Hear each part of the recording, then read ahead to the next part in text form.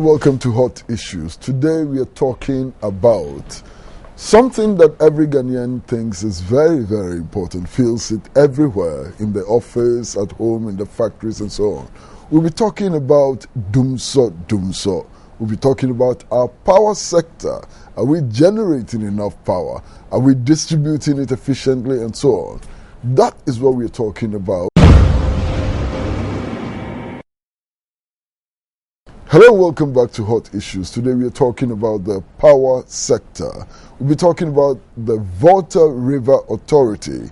What is its role in averting the Dumso crisis? Are we generating enough power? What are the constraints? And so on.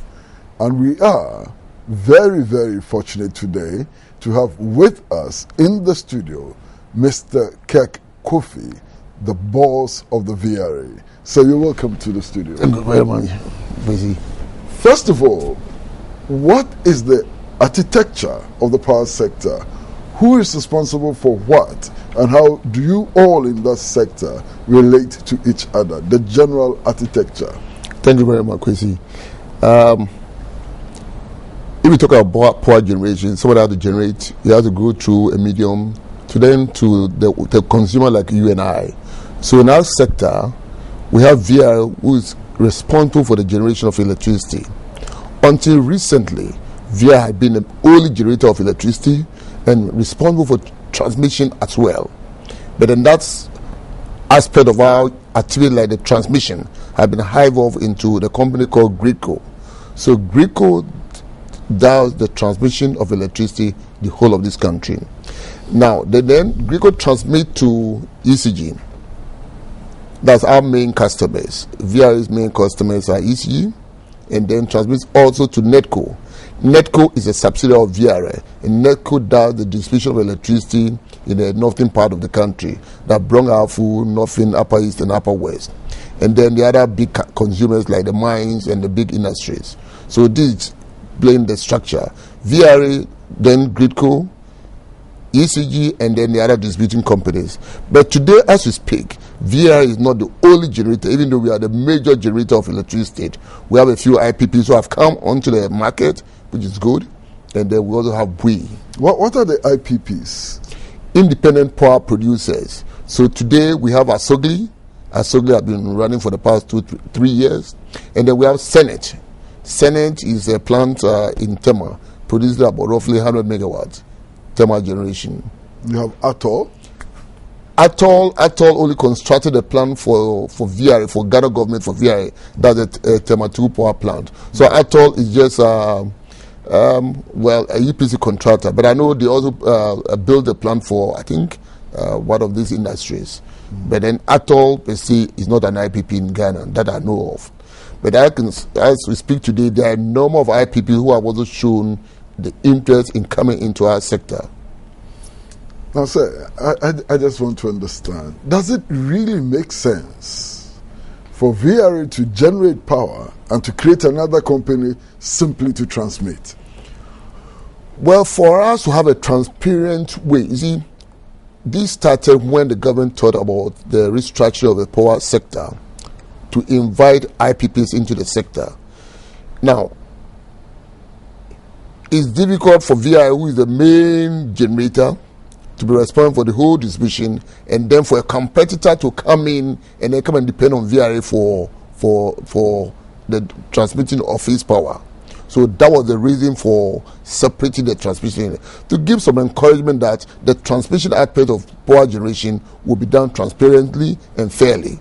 Because if the person is competing with me, I can decide when I want to sell my power. I'll sell my power before I sell it. But then right now, it's an independent company, that's Gridco, we then does the transmission as well as the system operator that operates all the system. Look at all the generation to do how to dispatch, or what I would call it economic or dispatch. So that is the structure. But then in our jurisdictions, like other countries, we just have one company which does everything. In other areas, we have this sort of arrangement that we have today in Ghana. But the VRA is a state institution, for goodness sake. Yeah. It's a state institution. That's correct. So what is all this thing about competition and fairness and so on? It's the state of Ghana which owns the VRA. That's correct. But then the state also wants other people to go and help in the power generation in this country.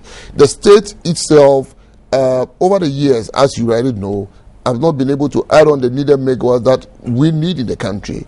And the only way is to liberalize the structure for other people to also come in. But even Gridco itself is a state institution. That's correct. Gridco is a state institution. 100% owned by the state. That's correct. So, what is the rationale for this arrangement? Is the state that generates? Is the state that transmits? How does it ensure? Yeah, but then the Asoglis, it gives the Asoglis the same powers that are yet to come. It gives the Senate, it gives the other IPPs like G and other people who are yet to come in the cell some idea that, well, when they come into, they are not going to compete with their competitor to transmit their power for them. But VR is not a competitor. VR is our state institution. It is, but then I'm not the only player in the game. I'm not the only generator. But Gridco is also the state. Yeah, but the Gridco's job is different. We are not, you see, Gridco has a monopoly of all the transmission in the country, but it's the generating aspect which is being open up for other people to come in. Are we not just splitting heads? No, we're not. We're not at all. And as we speak today, if VR cannot add other people, I mean, because we depend on whatever we get, and if we can, government has to come in. But if you open up, it gives you the chance for other people to come in, and that's what is being done elsewhere in the world. Okay. Why is the VRE not able to generate enough power for Ghana? Why? A number of reasons. The growth of electricity demand in the country is, the average in Africa is about 3% annual growth. Ghana, we're recording 10 to 11%, and that is high for a developing country. We need an additional, between the 2012 and 2013, the demand went up by over 200 megawatt. To put in 200 megawatt generation, you need more than $250 million of generation. $250 million to do that. For a country like Ghana, it becomes increasingly difficult if we have to be adding on this generation year on and year on. And that's been one of our problems. And I think past government have done what they could. But then it's becoming increasingly difficult.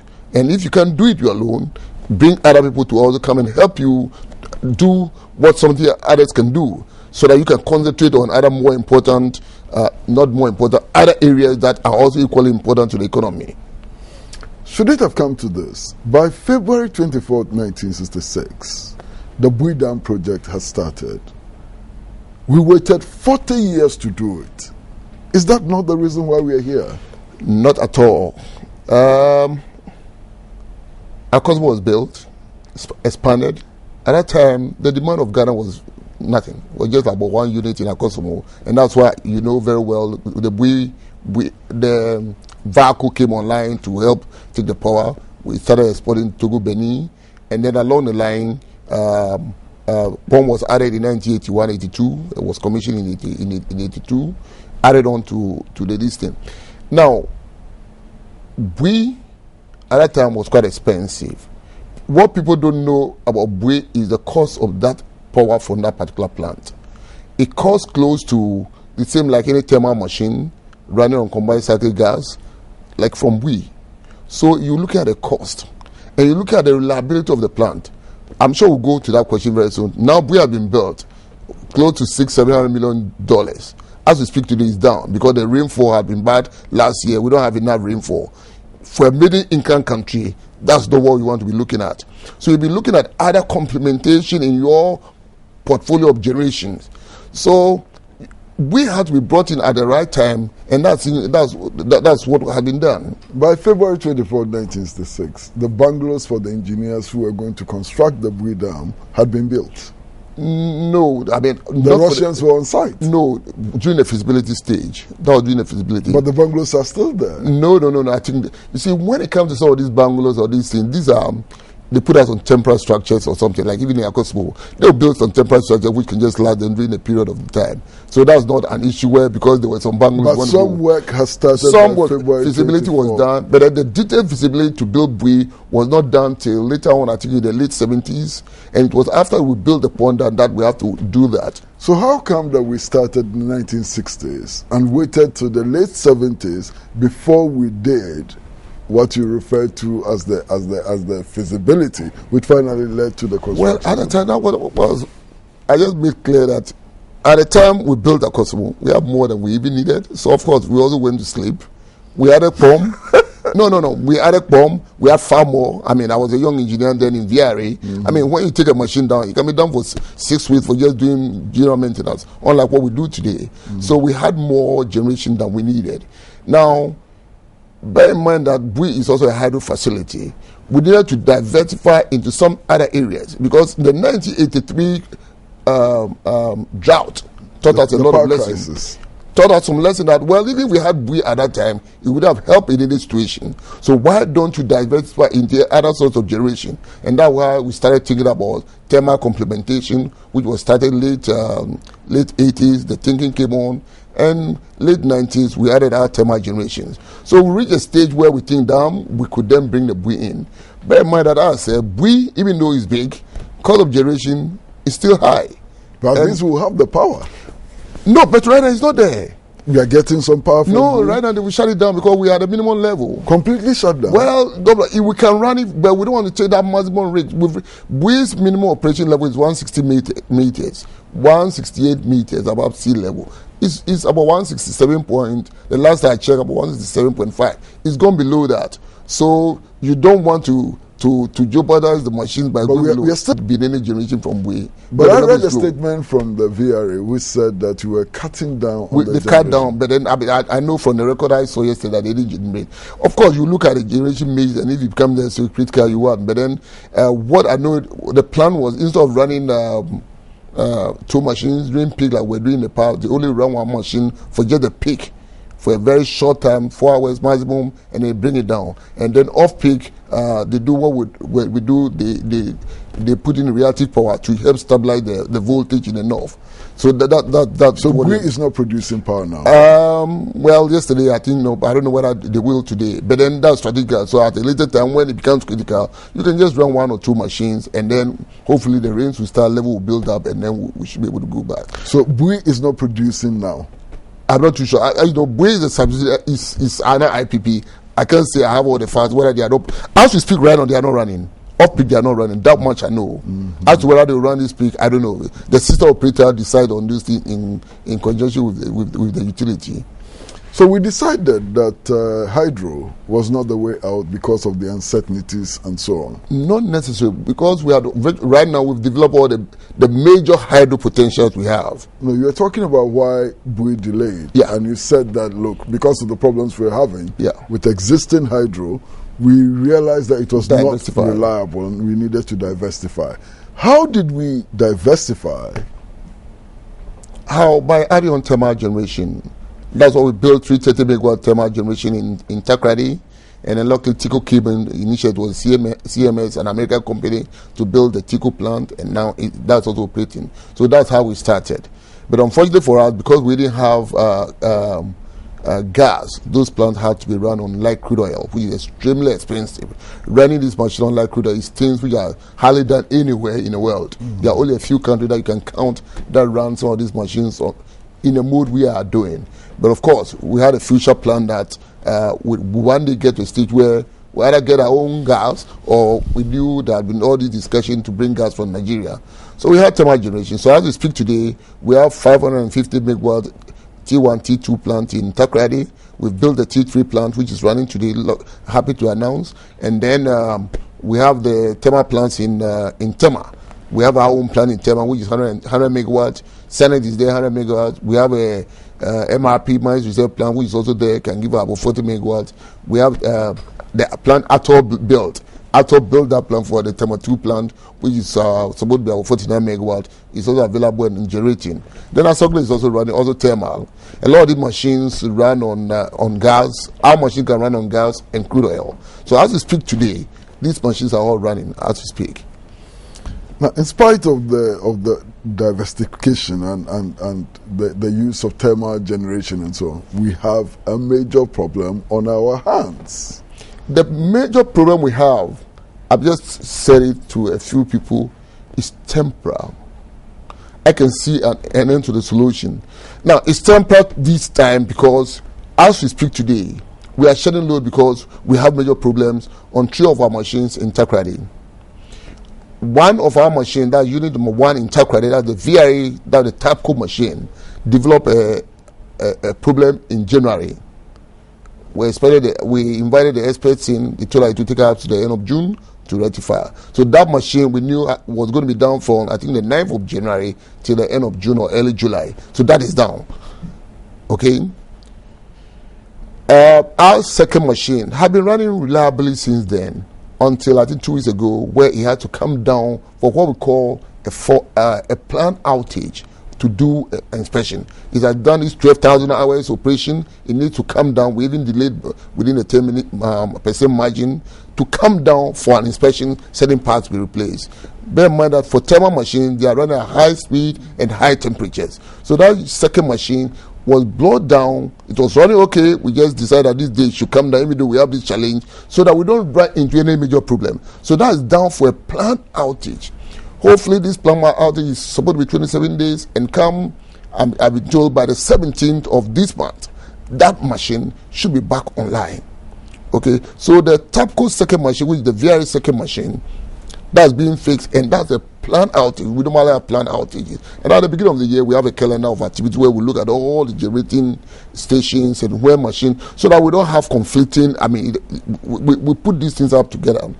Now, TICO, which is the other IPP in Takoradi, you know, we are spanning TICO into the combined cycle, where you take the heat from the 2 gas turbine into a steam generator and then to the steam turbine to generate. That process has started and it's going on very well. Hopefully it will be finished by October, November this year. And then you have to tie the gas turbine into this arrangement one at a time. So one came down in February. Normally it was supposed to take it a month. When it came down for maintenance and then to tie in, they had a problem on that machine. Okay. But then the second one could not wait for this one to be fixed before that one also comes down. Because some of these units are, you see, your maintenance on your thermal units are based on number of hours run and number of hours you start and stop. So the second one too came down and they ran into major problems. It was just after around the Easter that the first machine was able to come online. We're expecting the second machine to come online soon. But as we speak today, that machine can only give out 25 megawatts and there's high vibration on that unit. They've flown in a number of experts and they are still looking at it. They are still troubleshooting to find out what is causing that high vibration. Well, the worst result is to probably open up again, which we take 2 to 3 weeks to solve. So that is a problem we have. So that 100 megawatt extra, which is down from TICO, highly unplanned. And that's also part of our challenge we have today. Okay? So there's been a lot of talk about the Osagyefo Barge. Is it working? No, Osagyefo Barge had never worked. Never worked. It was brought in, and then along the line, government gave it out, and I think the Balkan came to pick it up, and I think that arrangement didn't work. It was being handled directly by the ministry. Now, I think there has been a good decision on that. The ministry is now talking to Ansaldo to see how best we can, one, assess the condition of the machines and then work on them. That plant can only run on either diesel or gas. Diesel or gas. I wouldn't want to use grease, but you can't run any of these machines on diesel because it's extremely expensive, about 40 cents per unit. So why did we get into it? No, or gas. And the idea was we knew we were getting gas from EFASU for our own gas fields. So that was the plan going forward. We're getting gas from Nigeria. Okay, so these were the plans, and that's how this I think came out.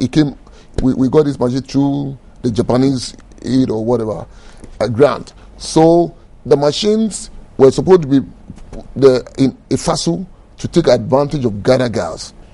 As you rightly know, this got delayed in coming. So in the interim, you run it on liquid. Liquid is diesel. That's extremely expensive. It's not been run. Right now that we have Ghana gas coming, the probability is to just pipe the gas to that place. And if the machines are found in very good conditions, bear in mind that they've been there for a longer period than they should have. if they have been able to recondition them properly, gas will go to those plants, and we should be able to get 130 megawatt, 135. I said I don't know the connections myself, but that's being handled by the ministry with some of my engineers working on that. So, but as you say, it has not generated a megawatt of electricity. No. Is that not very, very wasteful? Well, it was procured for a reason, because power plants are built to generate megawatts. So if it didn't generate, I mean, then why did you do? But I'm now saying this one was not being. So it is wasteful. I wouldn't say. Well, of course, if it was built to generate at a particular time, if it were there, it would have helped. So but it is wasteful. We have wasted public resources. We ran the problem, and of course that's why all these backend issues came in to solve the problem. You see, for some of these technical, when you have a problem, you need to solve it before you can then move ahead. It was brought in at the time, and right now I know we're also talking about bringing on some mass generation. If the engineering is done complete, then you run into some of these problems. But we knew from the very beginning that it was a very expensive venture. We knew from the beginning. I don't think it was at the beginning. Sorry, I mean, I wasn't involved in that arrangement. No, I wouldn't say it was an expensive arrangement, because if it's a barge which is being run on gas, the cost of generation is. But we didn't have gas at the time. Well, but then at that time we knew we were going to get gas from the Ghana field at that time. That was we didn't get gas for years. Well, wait a minute. You see, we had at the time we decided to go into the thermal generation in Ghana. We knew one day we were going to get Ghana gas. We knew we were going to get gas from the West Africa gas pipeline, Nigeria. You don't wait till you get a gas before you put in your plant. But sir, now the barge is in a very serious rundown condition, according to the latest report that I read. I don't know. Let's get the answer, the experts, please. Let's don't jump. Let's get the expert to go do a proper audit, and they can advise us on the condition. But we are in court. We are in court with Vulcan Energy. I thought the decision had been arrived or something. Yes, but we were in court with Vulcan Energy. Yeah. They talked. You see, and during the time that we were in court, it became very difficult for us to go ahead and do it. I mean, I know the court action, those legalities took more than 2 years or something. In that period, of course, we couldn't do anything. I mean, if I say we, I mean, Ghana, we couldn't do anything. No, yeah. So we're going to take a short break, and when we come back, I'd like us to look at other areas, other sources of power. Excellent. And whether or not we are exploiting those sources. Excellent. And why we are not exploiting other sources. Excellent. So, short break.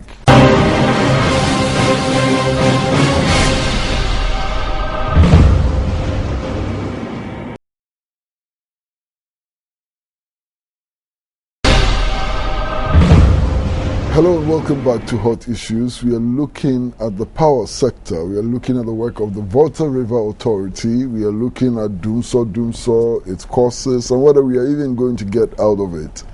And we are privileged to have with us Mr. Kirk Kofi, who is the CEO of the Volta River Authority, VRA. So before we went on the break, I raised the issue of other sources of energy. If you look at the 7-year development plan, I'm talking about Nkrumah's 7-year development plan, there was mention of mini hydro projects. There has been a lot of talk about nuclear energy and then alternative sources of energy and so on.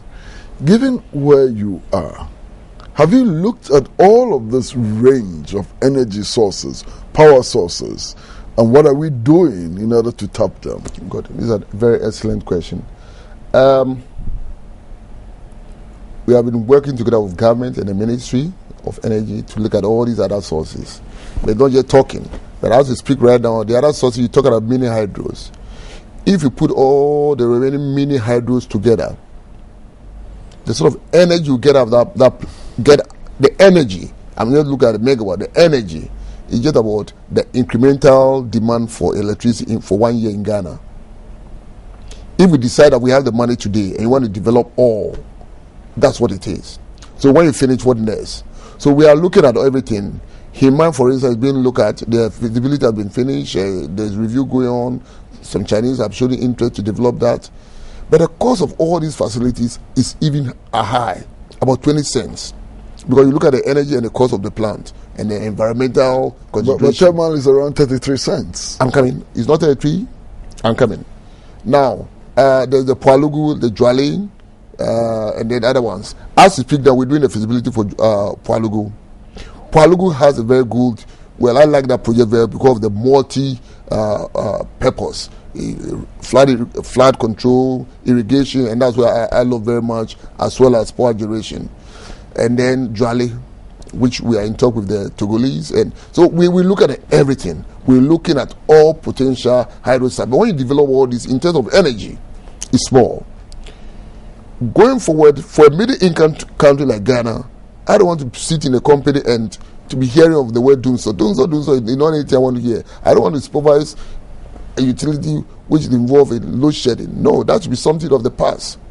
My vision is to make sure that people should think of electricity, should take it for granted. Just like in a developed world, nobody thinks of anything. If there's no natural disaster or anything, the light should always be on. And that's what we're trying to do. Other sources of generation that you talked about nuclear, it takes several years for you to grow through the gestation period, the feasibility and everything. So there is some work going on in nuclear, but that's not where I'm looking at right now. The other sort of thermal generation, thermal using natural gas. Luckily, we have our own gas. There's a lot of work which is going on right now. I know you've been to the Ghana gas processing plant. That's a big project, and they are looking at the Tain and other places. So we are looking at other additional thermal generation to run on gas. That's what we are concentrating on right now. We look at extra gas for Nigeria through the WACP, even though it's not reliable, but for the past 10 days it's been very good. We've been getting very good supply for Nigeria for the past 10 days. We look at that. We also look at LNG, liquid natural gas, which we can also get to also help power our power plants. We started seriously looking at coal. Coal is something that we shouldn't forget about. You see, today, environmental conditions, you think coal is bad, but then there's clean coal. And if you look in the world today, over 40% of the world's power generation is from coal. South Africa is over 80% because they have coal. So we seriously look at all these things. And for me, I think our base load generation should be hydro, thermal based on gas that we have, and then coal. If we find like the ENI failed, which is only gas failed, and there's proven big volumes of gas for us, then probably the future is thermal plants running on gas. And gas in combined cycle, you look at about 10 cents or 11 cents maximum. That's the same price you pay for coal. So, additional generation, we look at everything. Thermal is what you need for base load generation. I'll come to renewable very soon. So you need all these thermal generations either from gas. As for liquid fuel, I think we should move away from that because it's extremely expensive. Liquid fuel today, with the current crude oil price of delivered of close to $120 a barrel, you're looking at something over 24 cents per unit. And how can your industries compete if they are burning? I mean, we're selling power to them with that sort of a mixture. So for me, going forward is how can we reduce the cost of our generation? And the only way is to get gas and get adequate gas. So that's what we are doing. We have a team which has been going to Nigeria every day to see how we can get more gas for Nigeria to auto power. But we don't want to concentrate everything on Nigeria because it comes with the gas pipeline. You have a challenge on that pipeline, you have a major problem. So that's why we look at the LNG and also seriously looking at this coal. Renewables. Renewable is good. The whole world is looking at renewables. And I'm sure you are aware that VRE has the 2.5 megawatts solar farm in Avrongo. It's running excellently well. We just about concluding a financial arrangement, funding from the German government to do a 12.5 in Kalio. In Kalio, we just closed. So hopefully next year that should come online. But we're also trying to do a 20 megawatt renewable, that's solar in Bongo. The Bongo chief has given us land, big tract of land. And number of IPP who have also showed interest in this solar generation in solar. I know SADA is also trying to look at that. So we look at all of these things. But then you see, that solar power is not what you can say is going to help you run your industries. It's available at some time, it's not available at some time. But the good news with these things is that because we already have a very big base of hydro, so if solar is there during the day, I can back off on hydro you are conserving, you are saving, because hydro is water. When you don't use, you save it. Or if you have any other form of generating. So we are looking at all that we can do. Wind is also another area that we are looking at right now. We as VRA have started what we call wind studies. You need to take data for over 1 year. You have to go through the whole year cycle. And we mounted a number of masts. I'm sure if you go towards Anglogan and Kita area, we mounted 6 masts at 6 different locations where we're gathering all these data so that we'll see how best we can also design and go into the wind power generation. So our government policy is to have 10% of the generation mix as renewable. That's wind, small hydro, and then and solar. And that is VRA's own policy. 10% of our generation mix should be renewable. Our initial target was by 2020, and we are seriously working on that. Renewable isn't that cheap, but the good thing is the government has given the necessary support by having the law coming out with a feed-in tariff. But that is still not cheap. That is not cheap. But then that's the future. I mean, developed world are doing that.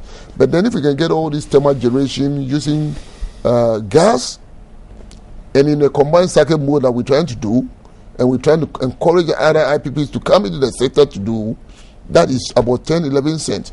Then our industries can compete with the industries in the Far East. So that's something that we are seriously working with. And the IPPs who are in the country right now, you'll be surprised. We give them the fuel. We are assisting them with the supply of fuel, even though they have to pay for it. We facilitate their operation to make it easy for them to operate. And the IPPs who are coming, also depending on, of course, we are a public institution. And my policy, or our policy, is that if we can add, the people of Ghana, like my father or our brothers in the village, don't really care where the electricity comes from. All that they want is electricity. So ours is to make sure that either we supply or partner somebody to supply. And that is exactly what we're going to do. And I can show Ghanaians that today's problem is something temporary. I mean, they'll definitely see. It's not that, I mean, I believe more in action than talking. I can give them an assurance on that.